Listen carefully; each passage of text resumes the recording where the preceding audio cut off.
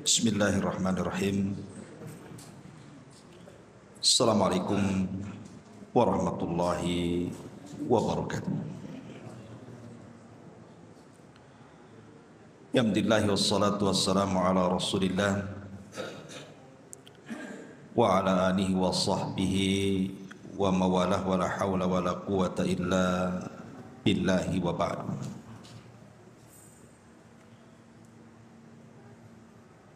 Alhamdulillah, segala puja dan puji hanya milik Allah subhanahu wa ta'ala. Salawat dan juga salam kita hadiahkan kepada Rasul kita Nabi besar Muhammad sallallahu alaihi wa ala alihi wasallam. Ma'asyiral muslimin yang dimuliakan Allah subhanahu wa ta'ala, biasa kita mengkaji tafsir. Malam ini tema yang akan kita sampaikan masih tematik, dan kita akan membahas tentang 10 amalan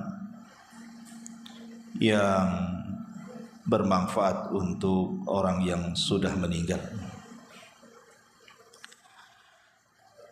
Ma'asyiral muslimin wal muslimat rahimani wa rahimakumullah. Kita tahu bahwa kita hidup di dunia ini ada batas ajalnya. Likulli ummatin ajal. Setiap umat itu ada batas waktunya, kata Allah. Fa idza jaa ajaluhum la yastakhiruna sa'atan wa la yastaqdimun. Kalau sudah sampai ajalnya, kematian itu tidak mungkin bisa dimajukan, tidak mungkin pula bisa dimundurkan.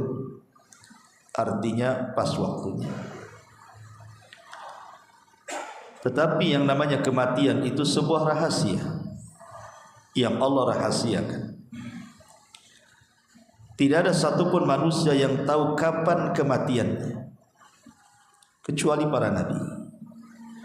Karena para nabi itu diberikan pilihan oleh Allah subhanahu wa ta'ala untuk hidup terus ataukah mereka diwafatkan.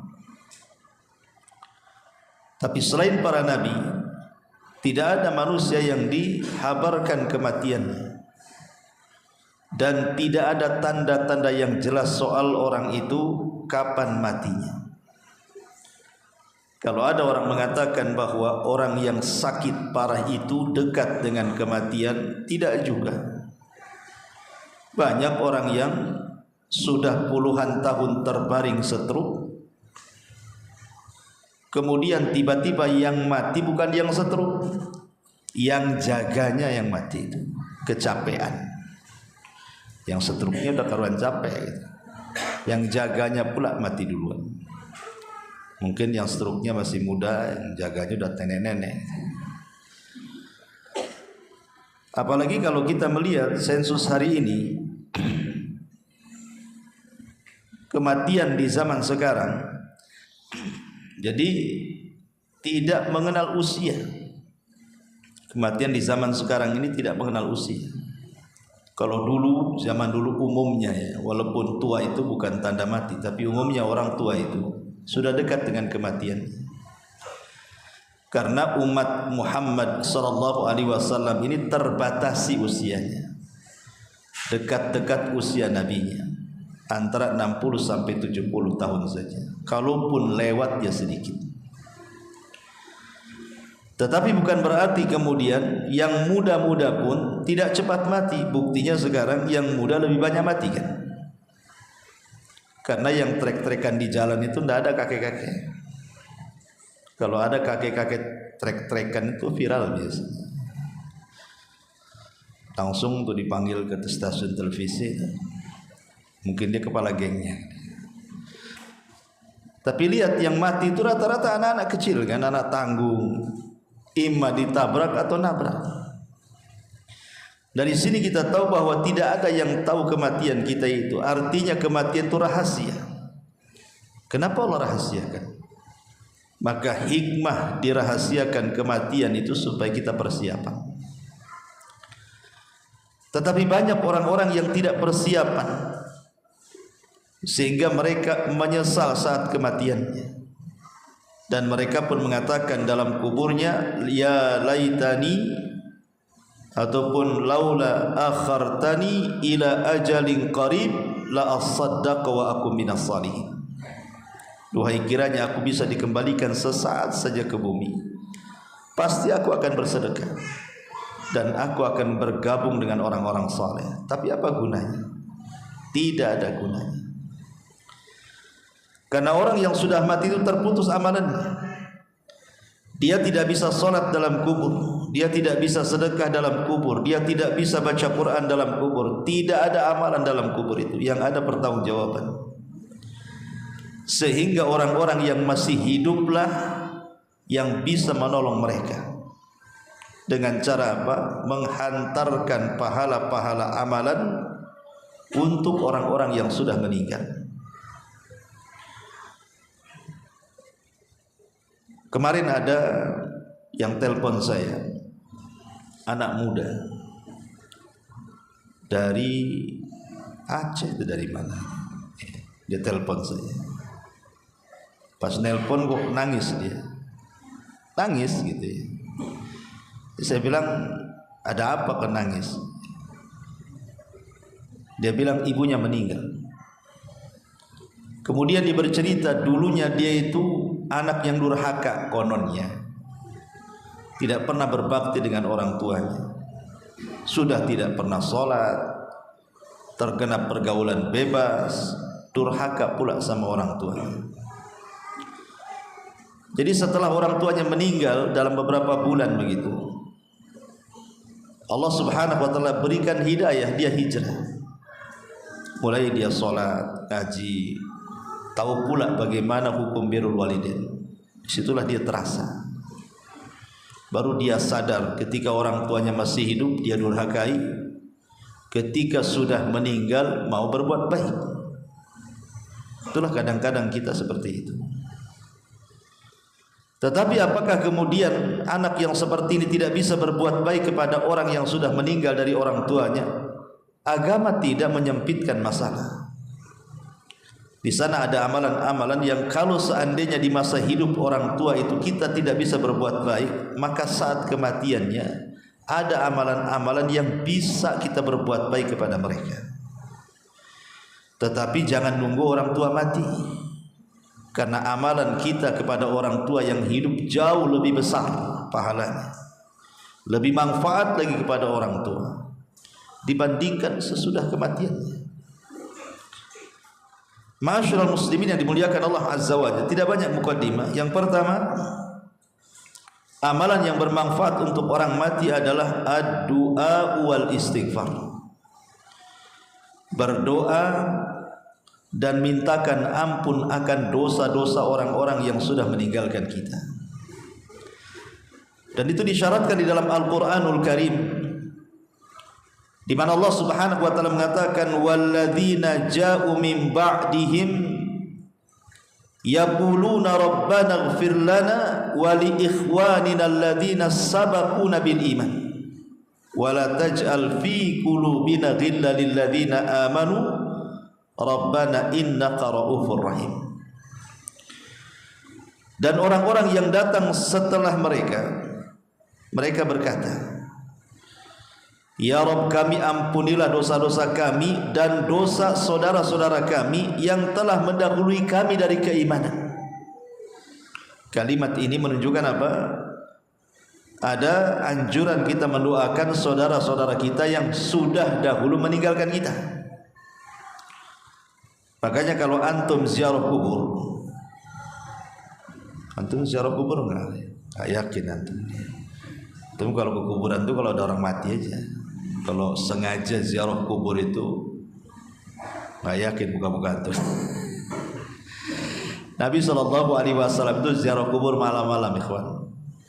Ya, Aisyah radhiyallahu anha pernah bercerita ketika di malam hari Rasul hilang di samping Samping dia dicari-cari rupanya ada di Bakia, sedang mendoakan orang-orang Bakia. Antum kayak Nabi, malam-malam ketemu yang jangan bawa kawan, sendiri aja. Nanti antum lihat bendera partai di situ warna putih berkibar-kibar.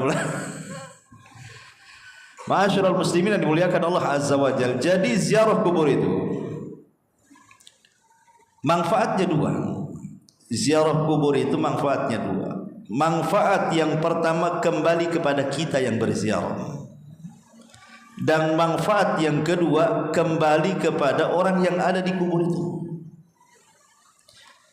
Ingat, dari ziarah kubur itu dua manfaat. Manfaat kembali kepada kita yang berziarah dan juga manfaat kepada orang yang ada di kubur.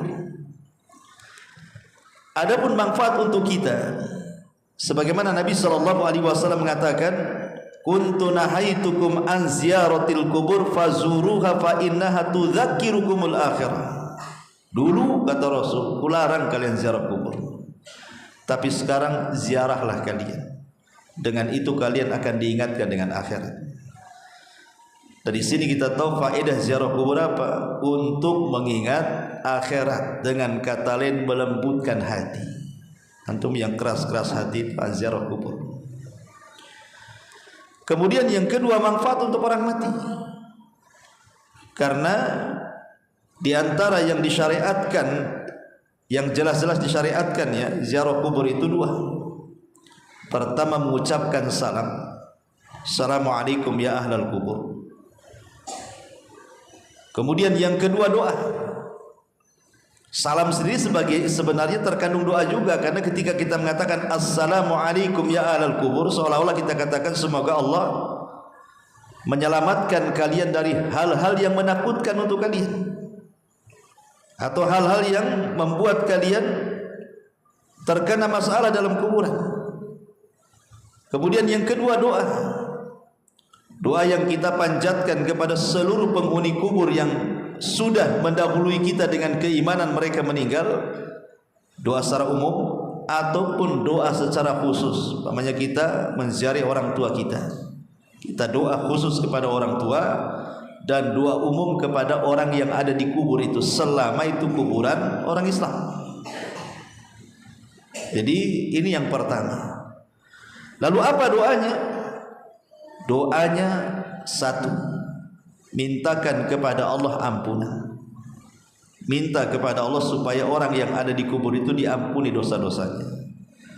Dan yang kedua, minta kepada Allah agar mereka ditetapkan dari jawaban. Agar mereka ditetapkan dari jawaban setiap pertanyaan yang ditanyakan kepada mereka. Itulah yang disyariatkan di dalam hadis-hadis Nabi sallallahu alaihi wa ala alihi wasallam. Ini yang pertama. Singkat saja, nanti waktu habis ini pula tak habis. Yang kedua, ada tambahan. Tentu doa di sini maksudnya ikhwatul fillah muliakan Allah Subhanahu wa taala, bukan berarti kemudian harus datang ke kuburan, tidak. Antum bisa berdoa di mana saja. Bisa berdoa di rumah, bisa berdoa di masjid, dan yang lebih tepat lagi kalau ingin betul-betul gitu ya, kita ijtihad betul-betul dalam berdoa khususnya untuk orang tua, maka ambil waktu-waktu mustajab. Ambil waktu-waktu mustajab.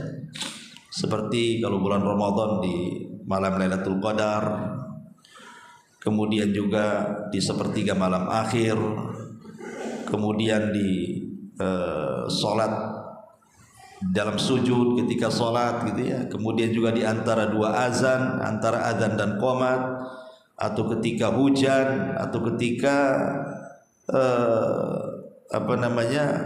di hari Jumat pada asar ke maghrib, atau di antara dua khutbah. Itu kan waktu-waktu mustajab, supaya lebih mantap lagi doanya, maksudnya begitu.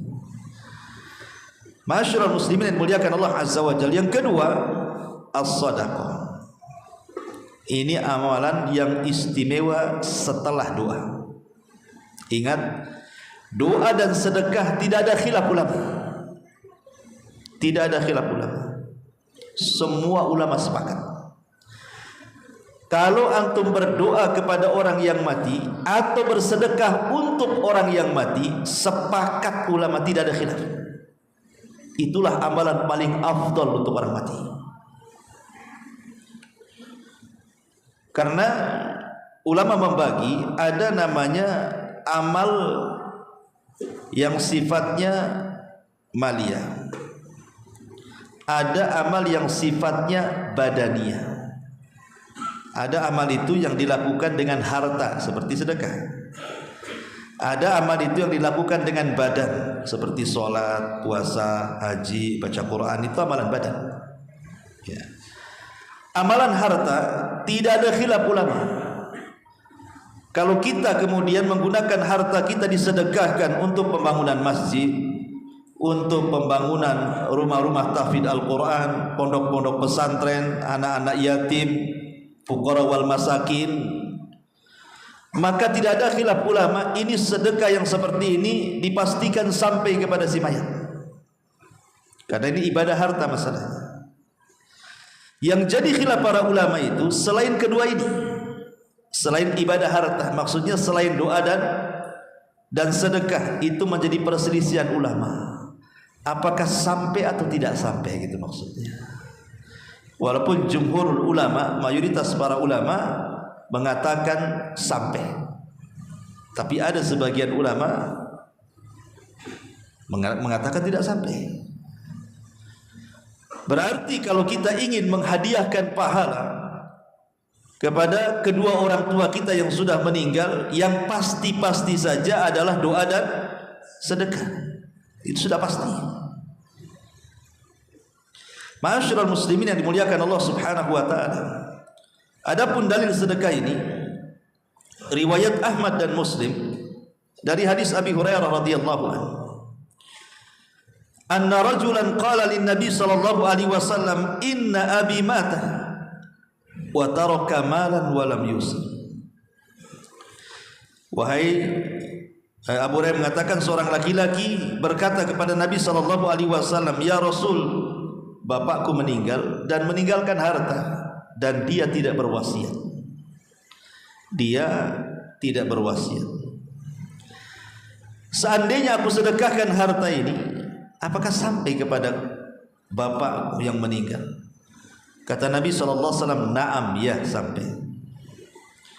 Kemudian dalam hadis yang lain, hadis Sa'd bin Ubadah yang meninggal ibunya, dengan mengatakan bahwa, "Ya Rasulullah, inna ummi matat, sesungguhnya ibuku meninggal.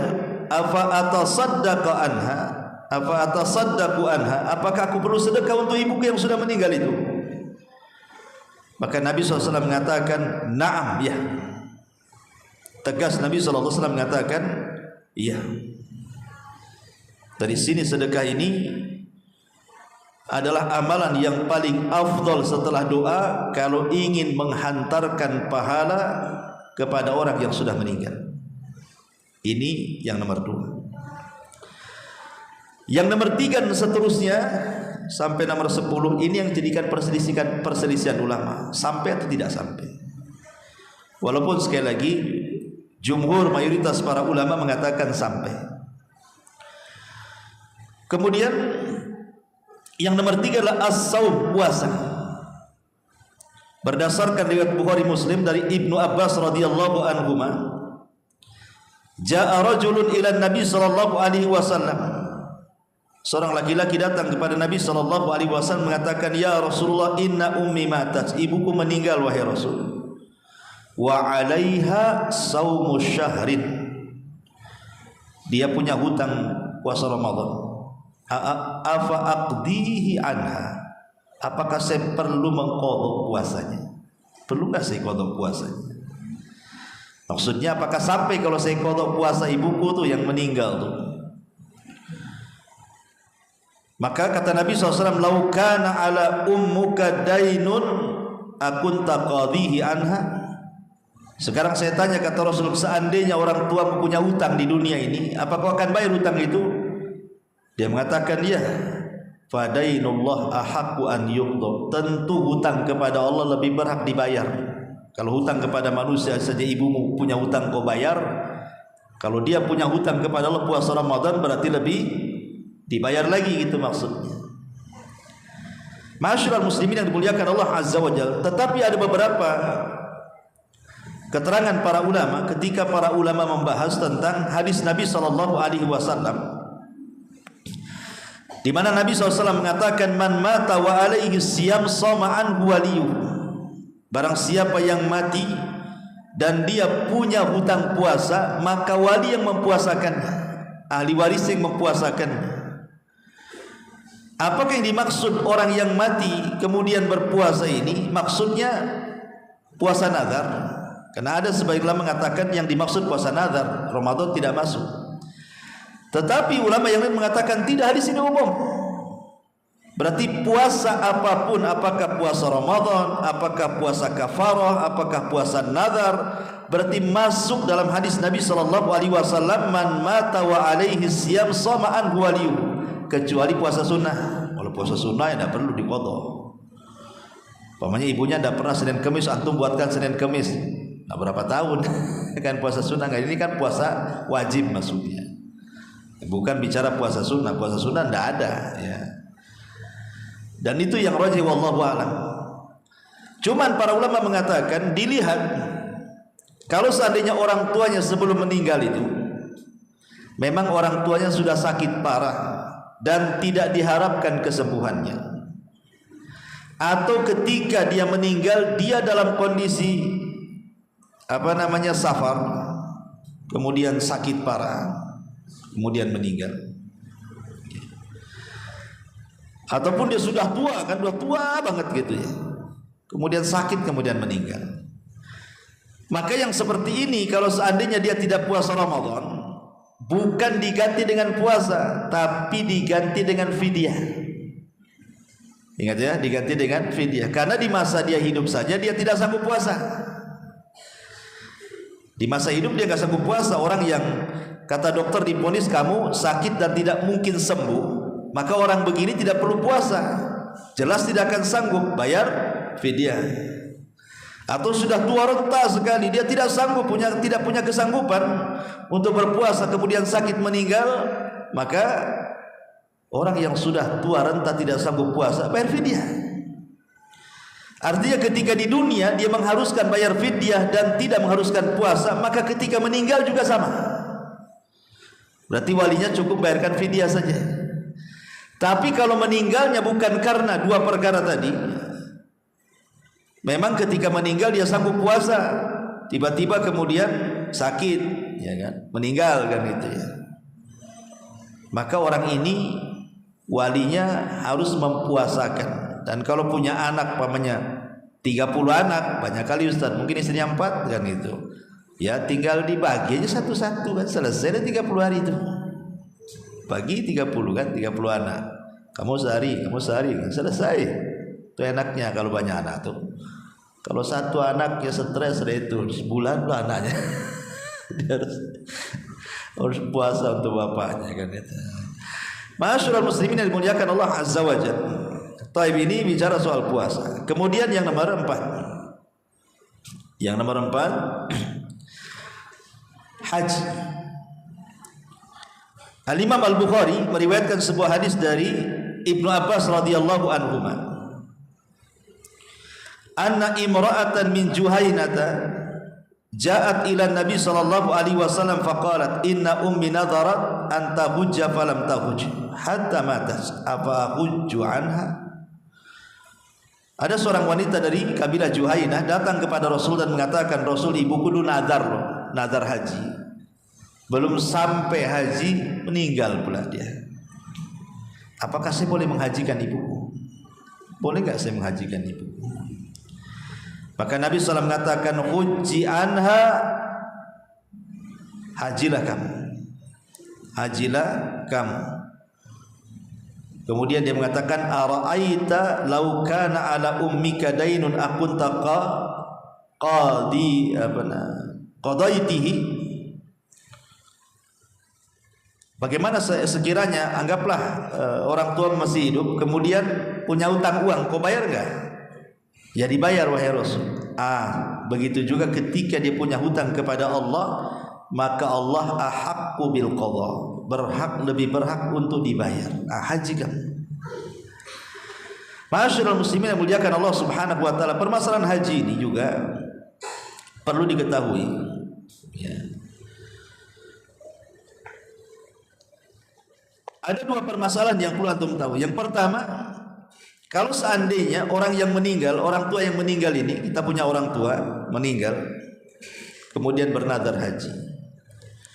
Kalau dia memang orang kaya, ikhwan, memang dia punya harta memang, pengen haji, harta banyak, tetapi ketika hendak mau haji Allah takdirkan meninggal pula dia, tidak sempat, maka walinya wajib menghajikan, karena orang tuanya semasa hidupnya kaya, mampu haji, maka walinya wajib menghajikan. Tapi kalau orang tuanya fakir, orang tuanya memang nggak punya uang, fakir, jangan lagi bicara haji, makan aja sulit, kemudian bernadar untuk haji, maka anak tidak wajib menghajikan. Kalaupun anak menghajikan, nazar orang tuanya sekedar tabarruk saja, berbuat baik anak kepada orang tua, tapi bukan kewajiban. Untuk paham ya? Jadi kalau seandainya selama orang tuanya kaya, banyak duit, meninggal, nazar haji, wajib anaknya menghajikan. Itu pun syaratnya dia harus haji dulu, baru kemudian menghajikan orang tuanya. Tapi kalau orang tuanya fakir, maka tidak wajib menghajikan. Tapi kalau mau menghajikan hanya sekedar tabarruk, berbuat baik layaknya, ya gimana lah anak ingin berbuat baik sama orang tua gitu ya, tapi tidak wajib. Ma'asyiral muslimin yang dimuliakan Allah Azza wa Jalla, ini ibadah haji berarti sudah berapa itu? Udah 5, sekarang 6 ya. 5 sekarang ya. Antum nyatatnya gimana? 10 ya. Taib. Kemudian yang nomor 5 sekarang, qadha'u nadrihi. Orang tua bernadar tapi bukan haji, nadar yang lain. Kan nadar itu macam-macam ya, nadar itu kan macam-macam. Mungkin orang tuanya mengatakan kalau anaknya sembuh yang si bungsu, maka saya akan bersedekah. Pamai begitu kan? Betul-betul anak si bungsunya sembuh dari penyakit, dia pula yang mati. Itu kan nadar juga gitu kan. Nadar macam-macam, entah nadarnya bersedekah atau nadarnya ibadah tertentu ya kan. Maka permasalahan nadar ini juga ada 2 macam. Kalau dia ketika masih hidup nadarnya adalah berkaitan dengan harta, yang dinadari itu adalah harta, seperti tadi ingin bersedekah ke pesantren, ke masjid gitu kan nadarnya, ya kan. Maka ulama mengatakan anak harus mengikuti nadar orang tuanya. Anak harus mengikuti nazar orang tuanya. Jadi dilaksanakan nazarnya, tetapi diambil dari harta waris orang tuanya. Ingat ya, diambil dari warasah, diambil dari harta orang tuanya.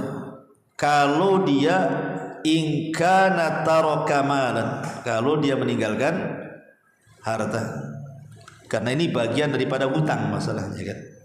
Maka anak ambil sebelum dibagi warisnya, maka harta warisan dipotong dulu, dibayarkan nazar orang tuanya. Ini masuk ke dalam hutang.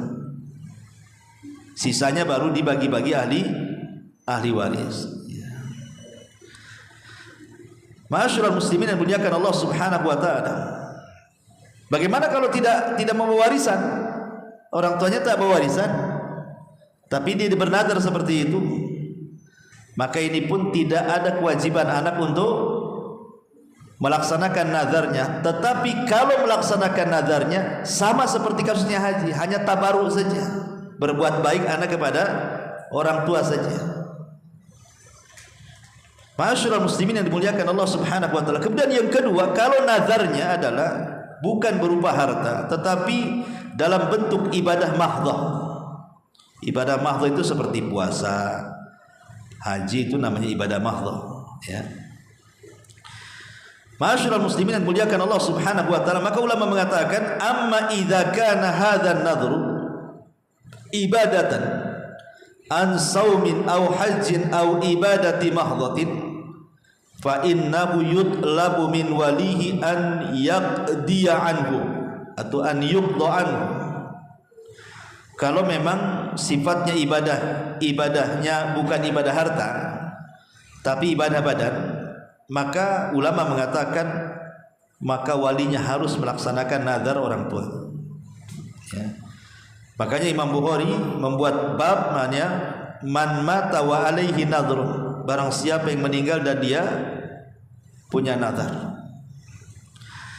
Ma'asyiral muslimin yang muliakan Allah Subhanahu wa taala, ya tentu ini kembali ke kemampuan. Pamannya nazar haji, anaknya miskin semua. Cuma mau haji, naik sepeda, lihat Singapura kayak itu yang viral tuh, ya. Sanggup kan tuh. Jadi itu pun tidak benar juga haji naik sepeda. Itu kan kalau ada apa-apa di jalan, ya kan. Nah, haji itu kan sesuai kemampuan ya kawan. Fattaqullaha mastata'tum, kan itu. Bertakwa semampu kalian. Ya, alhamdulillah selamat, ya kan. Kalau nggak selamat di jalan, gimana kan itu? Apalagi sepeda beda lain dengan mobil. Ya, mobil tuh hujan tak kehujanan, panas kepanasan. Sepeda ini sepeda-sepedanya kehujanan, kepanasan kan itu, debu macam-macam. Ya kita hargailah orang-orang yang kesana, tapi nggak perlu antum tiru lah. Jangan kan ke Mekah, antum ke Jabal Uhud aja ngos-ngosannya sepeda. Ketiban dari sini aja ngos-ngosan. Ya. Kemudian yang keenam, kurban. Kurban sering saya jelaskan. Kurban ini juga menjadi khilaf ulama sebenarnya, ya, karena hukum kurban sendiri sudah muakkadah. Ada yang mengatakan bahwa boleh orang berkurban itu diniatkan untuk orang yang meninggal dan akan sampai pahalanya. Ini mazhab Hanafi dan mazhab Hambali. Kemudian yang kedua, tidak sah korban diniatkan kepada orang mati kecuali kalau berwasiat. Kalau berwasiat ya. Tapi kalau tidak berwasiat, antum beli kambing main gorok kemudian kita hadiahkan orang tuanya kepada orang mati, tidak akan sampai. Kata pendapat yang kedua. Karena dikatakan Imam Nawawi sendiri, mazhab Syafi'i mengatakan dalam kitab Al-Minhaj itu, wala tadhiyata anil ghair bi ghairi idni, dan tidak dianggap kurban untuk orang lain tanpa izinnya. Lah dia kan tidak berwasiat, sementara dia sudah meninggal. Macam mana caranya izin sama orang yang sudah meninggal? Datang ke kuburannya, Bu, izin ya, saya mau korban untuk ibu. Kata ibunya, ya, katanya. Gimana? Gak mungkin juga kan itu. Sehingga sebagian ulama pendapat yang kedua, kecuali kalau memang dia berwasiat. Kalau nggak berwasiat, tak perlu, nggak sampai. Kemudian pendapat yang ketiga, makruh hukumnya. Dan ini mazhab Malikiyah. Mazhab Malikiyah mengatakan makruh. Tetapi Allahu a'lam bahwa berkurban itu, kita ambil pendapat Imam Ibnu Utsaimin dan yang lainnya, sampai pahalanya, tapi dengan cara disyarikatkan.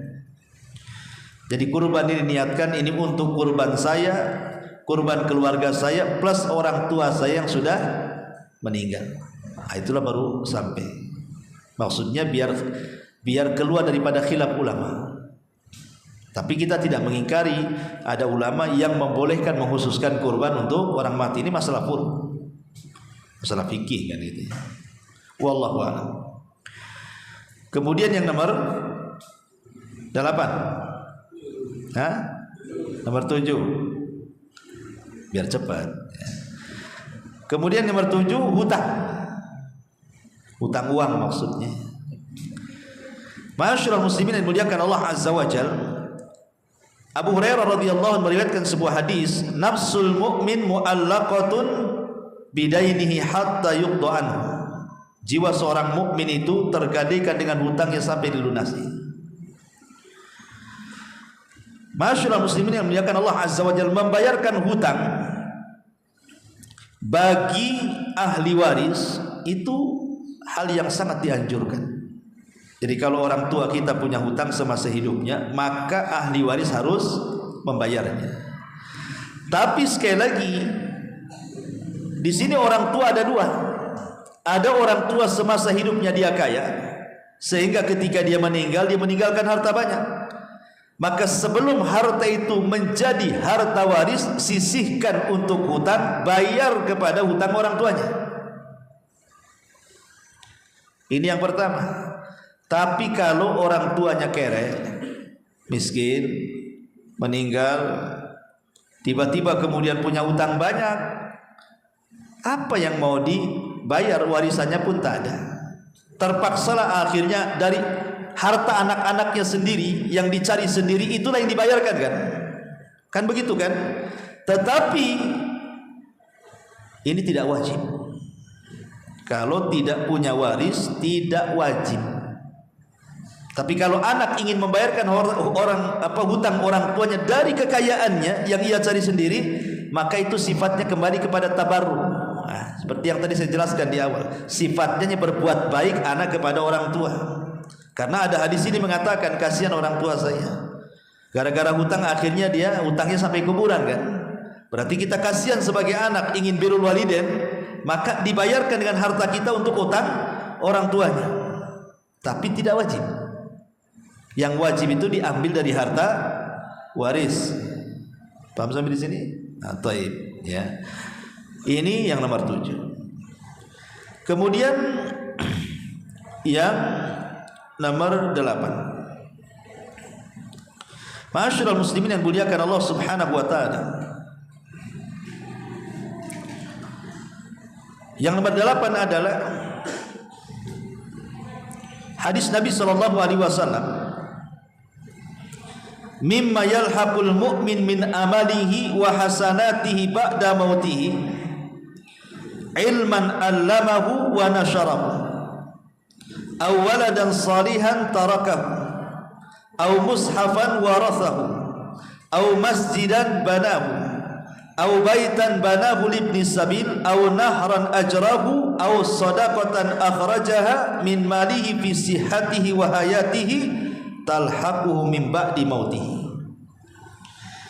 yang akan mengantarkan amalan kepada orang yang beriman setelah kematiannya.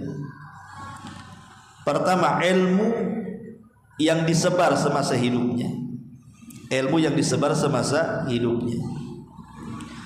Yang kedua, anak soleh yang ditinggalkannya. Yang ketiga, mushaf yang diwakafkannya. Yang keempat, masjid yang dibangunnya. Yang kelima, rumah singgah bagi ibnu sabil. Yang keenam, air yang dialirkan ke masjid, ke pesantren. Yang ketujuh, sedekah yang dikeluarkan dari hartanya di masa sehatnya. Maka amalan-amalan ini akan terus mengalir sampai kepada wafatnya.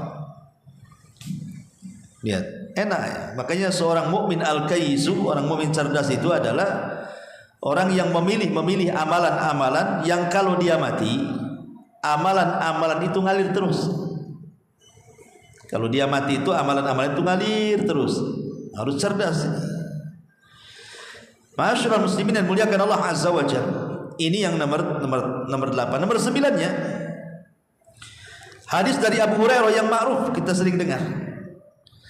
Idza mata ibnu Adam in qata'a amaluhu illa min salasin, sadaqatin jariyah aw ilmin yuntafa'u bihi aw waladin salihin yad'u lahu. Apabila anak Adam meninggal dunia, tidak terputuslah amalannya kecuali 3 perkara. Sedekah yang mengalir, ilmu yang bermanfaat, anak soleh yang mendoakannya. Ya, hadis ini juga mungkin masuk juga pada hadis yang ke-8 kan. Tetapi yang jadi polemik para ulama adalah yang terakhir, yang nomor 10, tentang baca Quran. Sudah Isya. Sedikit saja masalah baca Quran. Ulama berselisih pendapat tentang menghadiahkan bacaan Al-Quran, entah surah Al-Fatihah, entah Al-Baqarah, entah apa, terserah, yang penting Quran kan itu. Ya, antum harus membedakan antara baca Quran di kuburan dengan mengirimkan pahala bacaan Quran untuk orang yang dikubur. Kan beda tuh. Kalau antum baca Quran datang ke kuburan, itu beda. Ya, dengan antum baca di rumah, baca di masjid, menghadiahkan pahala Quran ke orang yang dikubur. Adapun baca Quran di kuburan, wallahu alam, saya tidak pernah mendapatkan dalilnya. Ya, tidak mendapatkan dalilnya. Yang jadi khilaf para ulama itu adalah kalau antum baca Quran di masjid, di rumah, kemudian dihadiahkan pahalanya untuk orang mati. Ini yang menjadi khilaf para ulama. Ada yang mengatakan sampai, ada yang mengatakan tidak sampai. Ada yang mengatakan sampai, ada yang mengatakan tidak sampai. Tapi ranahnya tidak sampai bid'ah. Kenapa? Karena ini masalah furu'. Masalah furu'. Ya.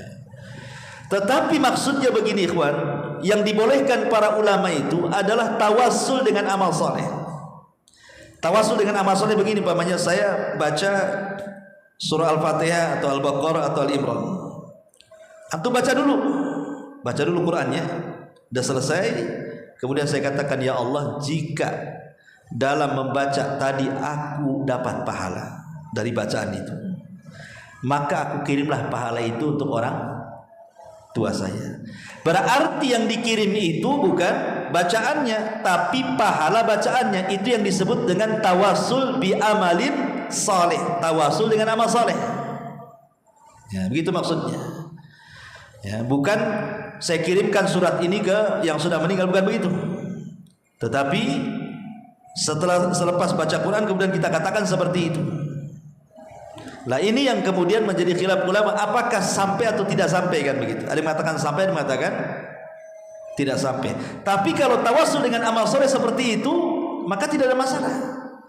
Karena ahli sunnah wal jamaah ketika membagi masalah tawasul, salah satunya adalah tawasul masyru'. Tawasul yang disyariatkan itulah tawasul menggunakan amal soleh, dan membaca Quran bagian daripada amal soleh. Bisa dipahami kan? Ya, malah mau saya bentangkan panjang tapi juga sudah azannya. Subhanallah bihamdika asyhadu an la ilaha illa anta astaghfiruka wa atubu ilaik. Allahu ta'ala. Assalamualaikum warahmatullahi wabarakatuh.